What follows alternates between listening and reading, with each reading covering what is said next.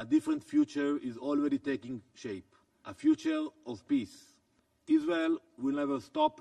Thank you, Madam President. You observe a state of Palestine? I wonder if that peaceful settlement for the Middle East includes the independent and sovereign state of Palestine, or based on the illusion there is a way to destroy the Palestinian people rather than recognize and implement its rights. We are willing to cooperate and work closely with President Trump, with Saudi Arabia and Arab and Muslim countries, with European and global partners to achieve peace, true and genuine peace. And there is no peace without justice and without upholding international law. There is no peace at the expense of international law and people's lives. A complete blockade over humanitarian aid and starvation used as a weapon of war, aid being distributed. And the question is, how can you complain? And that was an official decision of the Israeli government to block that humanitarian aid for so long and to create the conditions of famine in Gaza. Should we not believe our eyes? The images of thousands of people trying to get aid and getting shot at, of people being killed every day.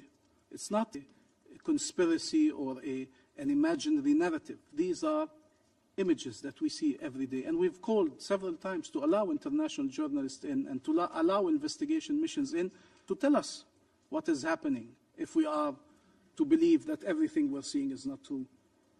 Our people are being treated as cattle. They're being shot at like animals. These are human beings.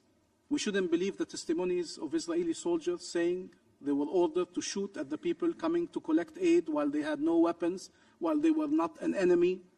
What if these people that you saw on your TVs every night and every day were Israelis, starving, trying to get aid? What would happen? Every day, 30 Palestinians killed, trying to get aid. So yes, aid needs to be distributed in a dignified manner to all Palestinians, not as a means to forcibly displace them, squeeze them into part of the territory, make them desperate, further humiliate them. We ask to be treated as human beings. That's not too much to ask. When we speak of genocide, in no way do we hold Jews around the world responsible for Israel's actions. If I say Israel commits war crimes and crimes against humanity and genocide, nobody can answer that we are fueling anti-Semitism, except those who have a confusion between the acts of the Israeli government and the Jews around the world. And that's an unacceptable confusion. We will never go there. Those responsible are those doing the act. The identity of the perpetrators and the identity of the victims is not relevant here. It is the actions that are being committed. And we can have a legal debate over the qualification of genocide. I think it's more important to focus on ending the killing. It is not acceptable to use Jewish people or the Holocaust as a shield from holding Israel accountable for the commission of war crimes, crimes against humanity, and genocide. It is irresponsible to do that. It is unacceptable to do that. We believe in international law, all of international law, nothing but international law. We hold ourselves accountable based on that standard.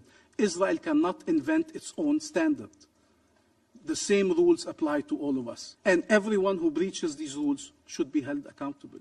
I think enough Palestinians' lives have been lost to finally reach that conclusion. There is nothing that justifies massacres. Nothing. You cannot use big words to hide behind them and justify massacres.